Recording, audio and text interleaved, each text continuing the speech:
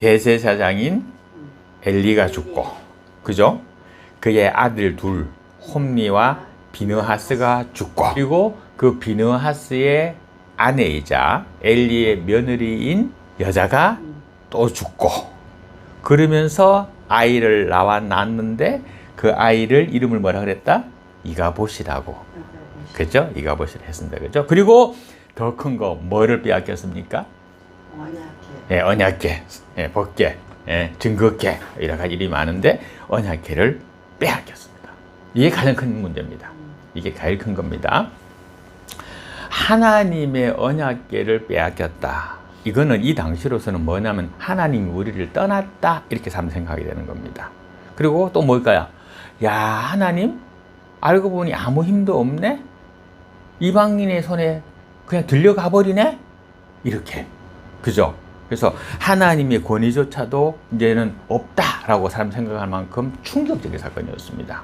어떻게 하나님이 이방인의 손에 의해서 저렇게 끌려가 버리지? 이래 되는 겁니다. 눈에 보이는 하나님 성경이니까 사람들이 그랬던 겁니다. 자, 이 블레셋 사람들이 하나님의 궤를 빼앗아 가시고 아스돗이라고 하는 자기네 도시로 가져갔습니다.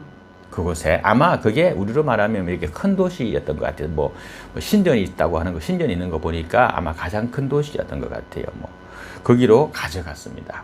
가져가 가지고 어떻게 했냐면 이 사람들이 하느님의 계획은 뭐야 이제 자기들로 봤을 때는 이게 전리품이야. 전쟁에서 이겨서 빼앗아 온 전리품이에요. 어떤 전리품보다도 더 좋은 거예요. 아마 많이 빼앗아 갔을 게 수많은 무기류, 포로들 아주 많이 잡아갔을 겁니다. 또 많은 재산 빼앗아 갔을 겁니다. 근데 그 중에서 뭐를 최고로 볼 거예요? 하나님 언약궤를 보는 거야. 이제까지는 그게 너무너무 무서웠는데 이제는 자기들에게 포로가 된 거야. 하나님이 포로가 됐다는 겁니다. 자기들로. 그래서 이 사람들이 이걸 어떻게 했냐? 우리가 좋은 거 생기면 어디 갖다 놓습니까? 어디 가서 신고를 합니까? 우리나라에서는 조상들의 위패가 있는, 그죠? 그곳에 가가지고 고합니다 하면서 이렇게 얘기하잖아요. 그죠? 새 식구가 들어왔어. 그럼 거기 가가지고 고하나니 오늘 해가지고 아무개 자손 누구가 혼인을 하여 이렇게 새 식구가 들어오므로 조상님들께 고함 이렇게 하잖아요. 그죠? 그런 식으로 지금 이 사람들이, 이 블레셋 사람들이 하나님의 궤를 가져다가 그들이 섬기는 신이 있었습니다. 다곤이라고 하는 신이 있었는데 이 신상이 거대하게 크답니다. 큰 신상이라고 합니다. 이 신상에다가 그렇잖아. 나무로 깎아 뭐도 만들지 마 섬기지 마라 그랬잖아. 돌로 깎아 뭐 섬기지 마라 그랬잖아. 오직 나 여호와만 섬기라 그랬잖아요. 근데 이들이 우상 숭배하잖아요. 그래서 이 사람이 다곤이라고 하는 신을 섬겼습니다. 그래서 그 다곤 신당에 가가지고 그 신당에다가 가서 전리품으로 그따 갖다 바친 거야. 하나님의 법궤를 그것도 딱 갖다 바친 겁니다. 와, 그러고 막 신나서 뭐 할까? 잔치를 하고 난리가 났겠죠, 그죠? 그러고 난 다음에, 그 다음날 아침에 또 신당에 가가지고 제를 지내려고 문을 턱 열어보니까 세상에 하나님의 법궤는 그 자리에 그대로 있고, 그 법궤 앞에 이 신상이 넘어져 있는 거야. 근데 어떻게 넘어지느냐? 엎어져 있는 거예요. 엎어져가지고 이 얼굴이 땅에 닿게 해가지고 엎어져 있는 거야. 뭐 생각나나? 우리나라 인조가 309둘에 3번 절하고 7번 머리 쳐가지고 땅에다가 머리 찍는 거. 그것처럼. 그러니까 그 신상이 멀뚱히 되어진 신상이 한 번 넘어질 수 없는 신상이 다음 아침 문 열어보니까 하나님의 법궤 앞에 엎드려져 있는 거예요. 그 사람들이 이상하다 뭐 넘어졌나 보다 하고서는 그냥 세워놨어. 그냥 다시 세워놨어. 그리고 갔어. 다음날 와서 보니까 흉측한 일이 벌어졌습니다. 다음날 와가지고 아침에 와가지고 신상 문을 딱 열어보니까 어떻게 했냐면은 이 다곤신의 목이 잘렸어. 두 팔이 잘렸어. 그래가지고 이게 어디 있느냐? 문지방에 걸쳐 있는 거야. 그 신당의 문지방에 걸쳐 있는 거야. 그리고 몸뚱아리는 신당 안에 있는 거예요. 마치 어떤 모습일까? 거기서 도망가려고 문지방을 넘어가려고 막 가다가 목 잘리고 팔 땡기다가 팔 잘리고 한 그런 형상으로 이 다곤 신상이 되어 있는 거예요. 흉측하잖아요. 그러니까 이 사람들이 굉장히 놀랐죠. 아주 많이 놀랐습니다. 하나요.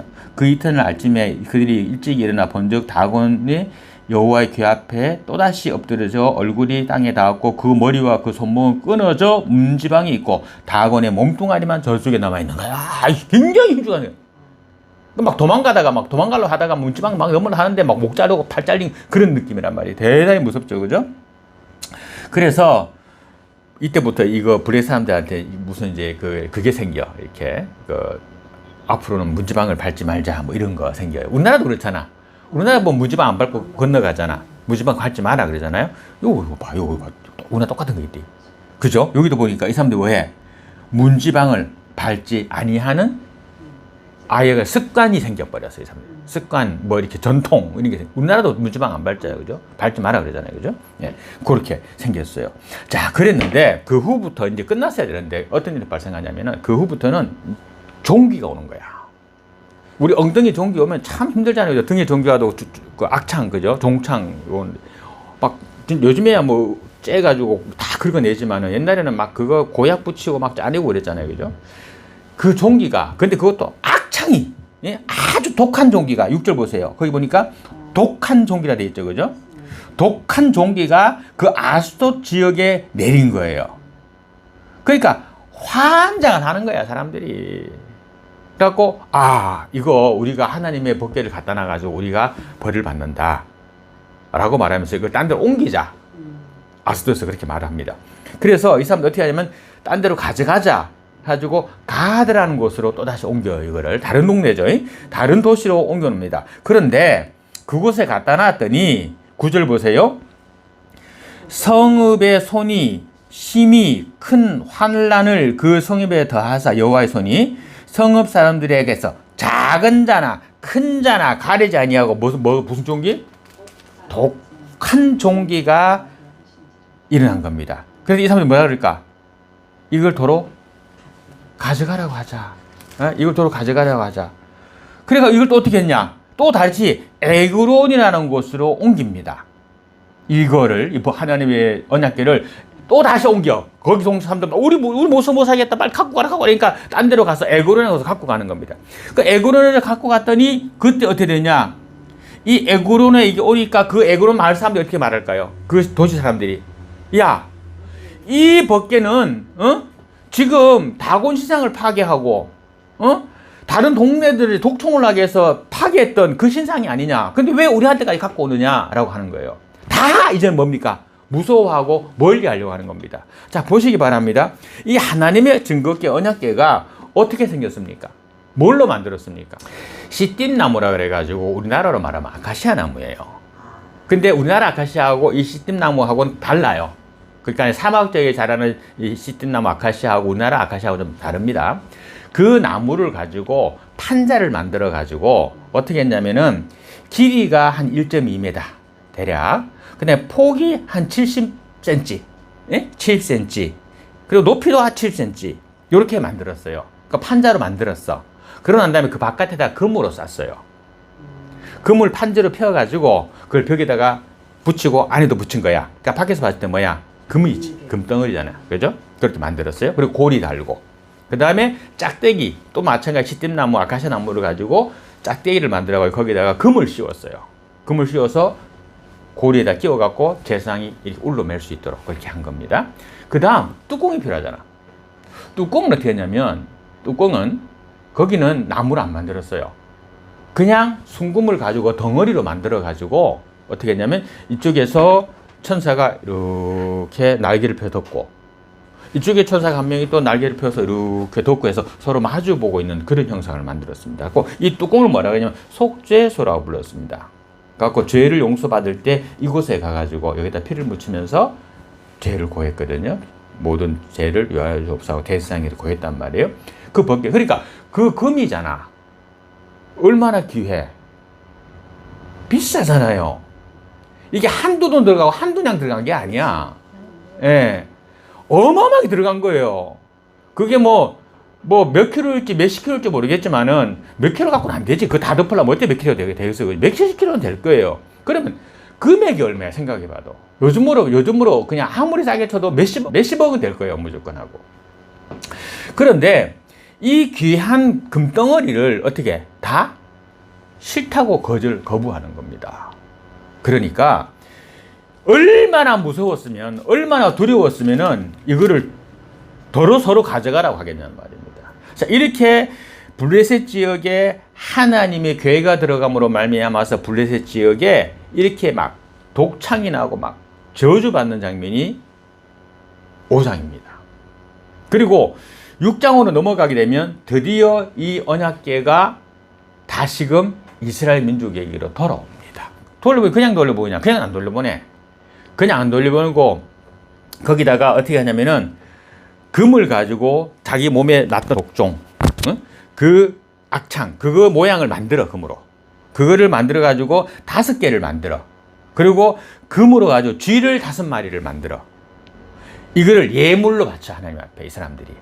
우리가 기억한다. 오래전 옛날에 이스라엘 백성들이 애굽 땅에 살 때에 거기서 나올 때에 그거를 못 나가게 붙잡았던 바로와 이집트 사람들이 독종을 맞았다, 그때. 맞잖아요? 그리고 심지어는 나중에 뭐가 아들까지 다 죽었다. 그러니까 이거를 빨리 보내자. 근데 그냥 보내면 안 된다. 이거를 우리가 제를 드리고 보내야 된다, 이렇게 말을 합니다. 그래서 제물로 만들 것이 뭐냐면 이 금 독종 모양으로 5개, 금쥐 5마리의 모양을 만드는 겁니다. 예물로 바치는 거야, 이걸 예물로. 그러니까 가져갔다가 금을 빼앗아 갔는데 금을 도로 뺏기는 상황이 됐죠. 그죠? 자, 그러면서 뭐냐면 우리가 속건제로 하자. 속건제, 제물할 때, 그러니까 제사할 때 제자입니다. 그러니까 속건이라는 게 뭐냐면 알지 못하고 지은 죄에 대해서 하나님 앞에 하나님, 내가 참 알지 못하고 죄를 지었습니다. 용서해 주세요. 우리 기도할 때 그러잖아. 하나님, 우리가 알고 지은 죄, 모르고 지은 죄, 하나님 내려놓사오니 용서하여 주옵소서, 이렇게 기도하잖아요. 마찬가지로 여러 가지의 죄가 있었는데 그 중에 속건죄라는 것은 내가 모르고 지은 죄. 그러니까 길을 가다가 내가 모르고 툭 치고 지나갔어. 뭐 이런 거. 내가 실수해가지고 물을 쏟아가지고 남에게 적시했어. 뭐 이런 거. 그리고 내가 잘 몰라가지고 이게 올바른 줄 알고 내가 뭐 그 사람에게 뭐 돈을 더 받았어. 이런 죄들이 있잖아요. 그거를 가리켜서 속건죄라고 합니다. 그러니까 우리가 이거를 모르고 지은 죄다. 하나님의 법궤를 이걸 우리에게 이렇게 하는지 모르고 우리에게 지었다. 그러니까 이거를 제물로 바치자라고 하는 거예요. 어떻게 보면 하나님 믿는 자보다 하나님 안 믿는 이방 사람들이 더 하나님 앞에 더 잘하는 겁니다. 그렇죠, 그죠? 더 잘하는 겁니다. 그래가지고 말합니다. 어떻게 말하느냐? 자, 우리가 이렇게 해서 하나님 앞에 우리가 죄를 이걸로 제물로 우리가 바치자. 그리고 어떻게 하느냐? 새끼가 있는 암소를 2마리를 택하자. 새끼 암소 2마리를 택하자. 그래서 송아지, 젖 먹는 송아지는 그 집 외양간에다 두고, 그리고 그 소 2마리를 끌어다가, 그 당시에는 전부 다 소로가 한 결이라 그래가지고 소 2마리가 한 조였거든요. 뭘 끌을 때. 한 마리가 끄는 게 아니고, 우리나라는 한 마리 소가 이러이러 자라자라 하지만은 그쪽에는 소가 2마리가 항상 끌어. 그래갖고 2마리로 부르는데 그걸 수소 부르는 게 아니라 암소, 그것도 새끼가, 젖 먹는 새끼가 있는 암소 2마리를 부르는 거예요. 그래갖고 그걸 불러가지고 우리가 수레 만들어서 새롭게 수레를 제작해서, 헌수레가 아니에요. 새롭게 수레를 제작해서 그 2마리를 묶고, 그리고 그 수레에다가 이 법궤를 실어서 가만히 보자 이라는 겁니다. 가만히 보자.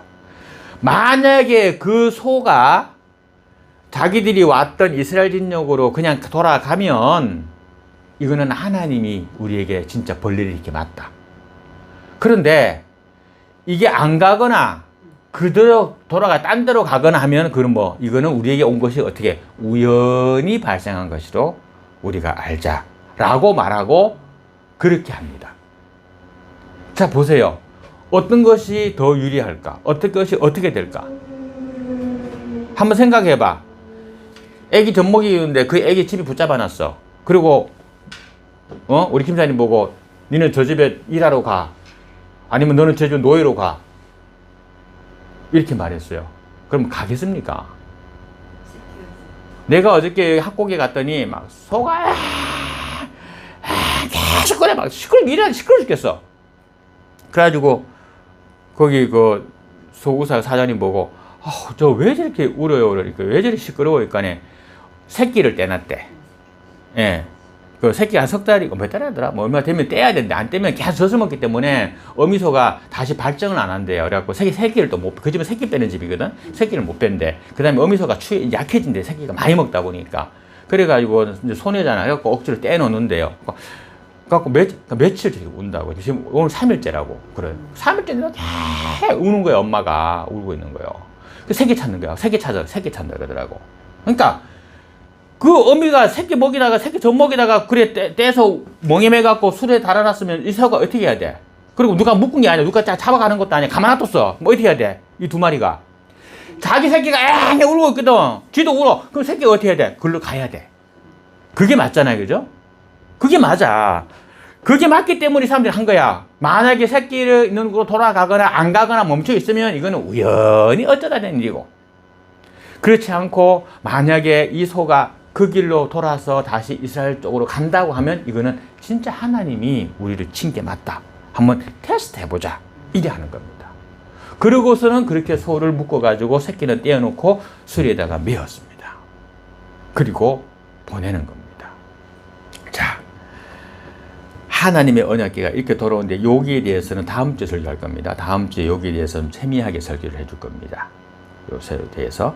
그래가지고 이 소가 베세메스거든요. 그 베세메스로 가느냐 안 가느냐를 놓고 이제 할 건데 이 부분을 설교를 다음 주에 할 거예요. 자, 오늘 여기까지 할 건데 이스라엘 백성들에게서 빼앗아 갔던 그 하나님의 언약궤를 보면서 처음엔 그들이 굉장히 기뻐했습니다. 하나님을 정복했다 생각했습니다. 하나님을 이겼다 생각했습니다. 그렇죠? 그리고 아무것도 아닌 것 같았으면 그러나 그곳에 하나님이 임재하시니까 그 법궤가 뭐요? 그 자체가 무시무시한 하나님의 임재의 상징이 됐습니다. 도리어 하나님을 알지 못하는 블레셋 사람들조차도 하나님의 계심을 믿게 됐습니다. 그렇죠? 그들 스스로가 내어놓게 되어졌습니다. 그것이 하나님의 능력입니다. 하나님의 힘입니다. 우리는 못해도 사람이 아무리 겁준다고 하겠습니까? 근데 하나님의 이게 힘입니다. 하나님의 힘은 하나님 스스로가 하나님의 힘입니다. 누가 올리는 게 아니에요. 그래서 하나님 스스로가 올라가게 됩니다. 7달 동안 이 블레셋 지역에 하나님의 법궤가 있었습니다. 7달 있었거든요. 7달 동안에 이 블레셋 지역에서는 완전히 하나님 앞에 굴복하게 되고 도리어 아마 하나님을 믿는 자들이 많이 나타났던 것 같습니다. 다곤신을 버리고 그러니까 돌려보내지. 속건제라는 것도 알아갖고 제사까지 지내면서 예물까지 바쳐가면서 돌려보내자고 판단하지. 그죠? 그러니까 그동안 하나님을 7달 동안 하나님을 많이 알게 됐던 것 같습니다. 자, 하나님은 그랬습니다. 나는 스스로 있는 자니라 라고 했거든요. 그러니까 하나님은 인간이 어떻게 할 수 있는 존재가 아닙니다. 그리고 그 하나님은 스스로가 스스로를 지배하고 하는 것이지 누구에게 지배당하는 존재도 아닙니다. 지배하려고 다곤신상 앞에 갖다 놨지만 다곤신상에 팔이 잘리고 목이 잘렸잖아. 그죠? 사람이 어떻게 할 존재가 아니라는 겁니다. 이 신성한 존재인 하나님. 어떤 신보다도 뛰어나신 하나님. 그 하나님이 바로 내가 믿는 하나님이라는 겁니다. 그래서 신 중에 가장 우선이고 가장 큰 신이 하나님의 신이라는 것은 어느 종교에서나 다 인정을 합니다. 다 인정을 합니다. 그러니까 우리는 그 하나님을 믿는 거죠. 우상이 아닌 하나님, 살아계신 하나님. 죽은 것 같았던 죽은 나무에 쌓아놓은 금덩어리밖에 안 되는 그것이 살아있는 하나님이었던 겁니다. 그죠? 그들은 그것이 전리품인 줄 알았는데 그들은 하나님의 살아계심을 느끼게 됐던 겁니다. 자, 오늘 하루도 우리가 살아가고 매일매일 살아가면서 이 살아계신 하나님이 나와 함께 하심을 믿고 나아가면 내 인생에 막힘이 없습니다. 이 법궤가 간 곳에 하나님의 길에 막힘이 없었잖아요. 그죠? 그러니까 당연히 우리도 이 하나님을 올바르게 바로 믿어가면 내 인생에 막힘이 잘 없습니다. 그런데 내 욕심이 거기 개입이 되고 내 인간적인 생각이 들어가게 되고 내 생각이 들어가게 되면 그러면 그 막힘이 발생합니다. 블레셋에게 빼앗겼지만 스스로 돌아오시는 하나님, 그 하나님을 바라보면서 매일매일 삶 속에서 승리하시기를 주님의 이름으로 축원드립니다.